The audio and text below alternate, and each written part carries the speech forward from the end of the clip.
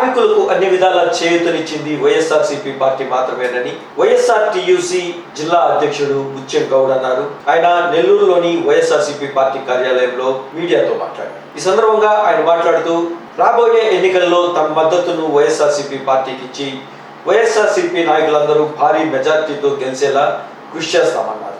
ఈ కార్యక్రమంలో వివిధ కార్మిక సంఘాల నాయకులు పాల్గొన్నారు. వైఎస్ఆర్టీయూసీ అనుబంధ విభాగాలు అంటే కార్మిక విభాగాల్లో పనిచేస్తున్నటువంటి అన్ని కార్మిక విభాగాలు వైఎస్ఆర్ ట్రేడ్ యూనియన్ కింద జిల్లాలో అన్ని మండలాలలో కార్మిక విభాగాల్ని ఏర్పాటు చేసి కార్మిక విభాగాలతోటి పార్టీకి అనుసంధానం చేసి నెల్లూరు జిల్లాలో ఒక బలమైనటువంటి కార్మిక విభాగంగా వైఎస్ఆర్ ట్రేడ్ యూనియన్ కొనసాగుతూ ఉంది. ఉమ్మడి నెల్లూరు జిల్లాలో మనకు నెల్లూరు పార్లమెంటు వర్గాల్లో ఉన్నటువంటి కార్మిక విభాగాలు అయితే వైఎస్ఆర్టీసీ కింద ఉన్నాయో విభాగాలన్నిటినీ కేంద్రీకరించి ఆయా సంఘాల వారితో మాట్లాడి రాబోయేటువంటి ఎన్నికల్లో కార్మిక విభాగం యొక్క ప్రధానమైన భూమిక ఉంది.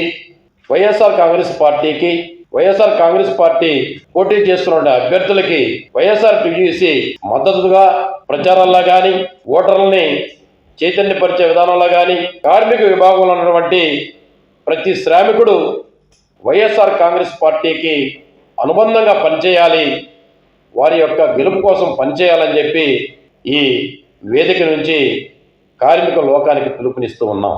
రాష్ట్రంలో వైఎస్ జగన్మోహన్ రెడ్డి గారు ముఖ్యమంత్రి అయిన తర్వాత వారు తీసుకున్నటువంటి కార్మిక చైతన్యం, అదేవిధంగా వారు తీసుకున్నటువంటి కార్మిక నిర్ణయాలు ఈరోజు కార్మికుల్లో కర్షకుల్లో ఆనందోత్సవాలతోటి ఈరోజు కార్మిక విభాగాలు పనిచేస్తూ ఉన్నాయి. అంతకు మునుపు ఉన్నటువంటి కార్మికుల కోసం అనేక పార్టీలు జెండాలు ఎత్తుకొని వారు ధర్నాలు చేసేటువంటి సందర్భంలో జగన్మోహన్ రెడ్డి గారు ముఖ్యమంత్రి అయిన తర్వాత వారు తీసుకున్న నిర్ణయాలు అనేక సంక్షేమ కార్యక్రమాలు కార్మికులకి వారి యొక్క అభివృద్ధి కోసం పనిచేశాయి.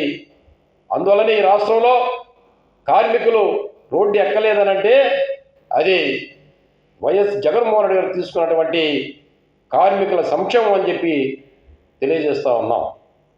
అదేవిధంగా నెల్లూరు జిల్లాలో బలమైనటువంటి కార్మిక విభాగాలు భవన నిర్మాణం, అదేవిధంగా ఆటో యూనియన్, అంగన్వాడీ, ఆశా వర్కర్లు, అనేక సంఘాలు, అదేవిధంగా కాంట్రాక్ట్ ఎంప్లాయీస్ని పర్మనెంట్ చేయడం, వాళ్ళని కనీస వేతనాల చట్టం ప్రకారం వారికి జీతాలు పెంచడం, అన్ని విభాగాల్లో ఉన్నట్టు పనిచేస్తున్నటువంటి సంఘటిత అసంఘటిత కార్మికుల యొక్క వారి యొక్క జీవన ప్రమాణాలు పెంచే విధంగా ఈరోజు జగన్మోహన్ రెడ్డి గారు అనేక కార్యక్రమాలు తీసుకుని రాష్ట్రంలో అమలుపరిచారు.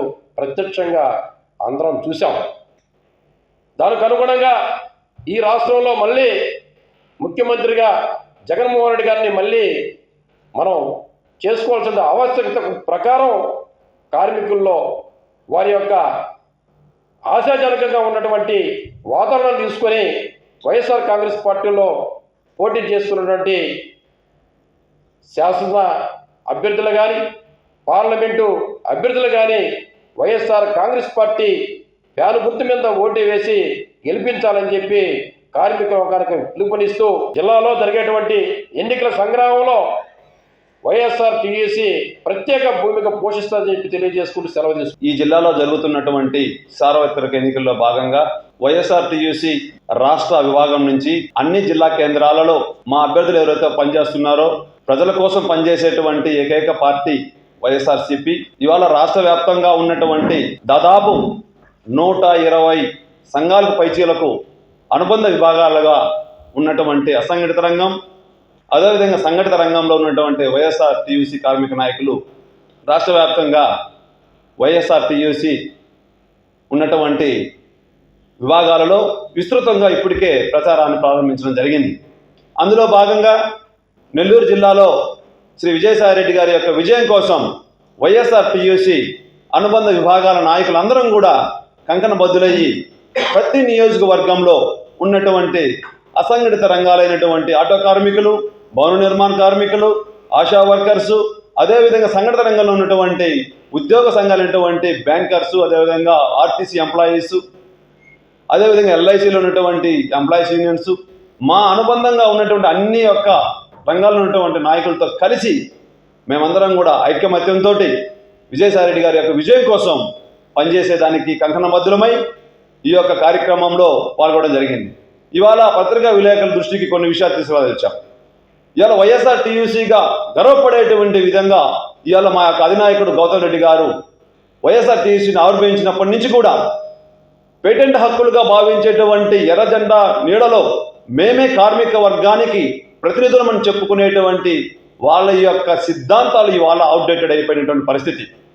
ఇవాళ జగన్మోహన్ రెడ్డి గారి యొక్క నాయకత్వంలో ఈ 5 సంవత్సరాలలోనే మీరు చూసినట్లయితే ఎక్కడైతే అసంఘటిత రంగ కార్మికులు ఉన్నారో, చిన్న చిన్న కొట్లు పెట్టుకొని ఉన్నారో, చిన్న చిన్న వ్యాపారాలు చేసుకునేటువంటి కార్మికులు ఉన్నారో, వాళ్ళ సంక్షేమం కోసం లక్షలాది రూపాయలను కేటాయించి ఈ దేశంలోనే రోల్ మోడల్గా ఈ భారతదేశంలో ఉన్నటువంటి అన్ని ప్రభుత్వాలకు ధీటుగా భారతదేశంలో ఉన్నటువంటి ఏ పార్టీ చేయని విధంగా ఆంధ్రప్రదేశ్లో ఉన్నటువంటి వైఎస్ఆర్సీపీ యొక్క ప్రభుత్వం కార్మికుల సంక్షేమం కోసం లక్షలాది కోట్ల రూపాయలను కేటాయించడం జరిగింది.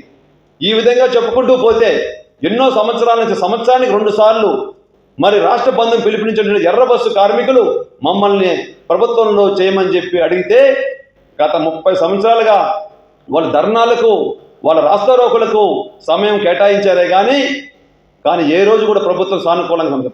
మన ముఖ్యమంత్రి జగన్మోహన్ రెడ్డి వచ్చిన వెంటనే ఆర్టీసీ కార్మికుల యొక్క సమస్యని వెంటనే పరిష్కరించడం జరిగింది. అదేవిధంగా మున్సిపల్ కార్మికులకు సంబంధించినటువంటి 9,000 జీతాలు తీసుకుంటుంటే వచ్చిన వెంటనే వాళ్ళకి 14,000 రూపాయలు చేయడం జరిగింది. ఆశా వర్కర్ల విషయంలో దేశంలో ఎక్కడా లేని విధంగా 3,000 రూపాయలు పెంచి మేము ఘనతను చాటించుకున్నాం. ఈ యొక్క రాజకీయ ప్రేరేపితమైనటువంటి ఒత్తిడికి లొంగి మాత్రమే మొన్న వాళ్ళు ఆశా వర్కర్స్ కానీ లేకపోతే అంగన్వాడీ కార్యకర్తలు రోడ్ల మీదకి వచ్చారే కానీ మీరు మొత్తం తీయండి, క్యాల్కులేషన్ తీయండి.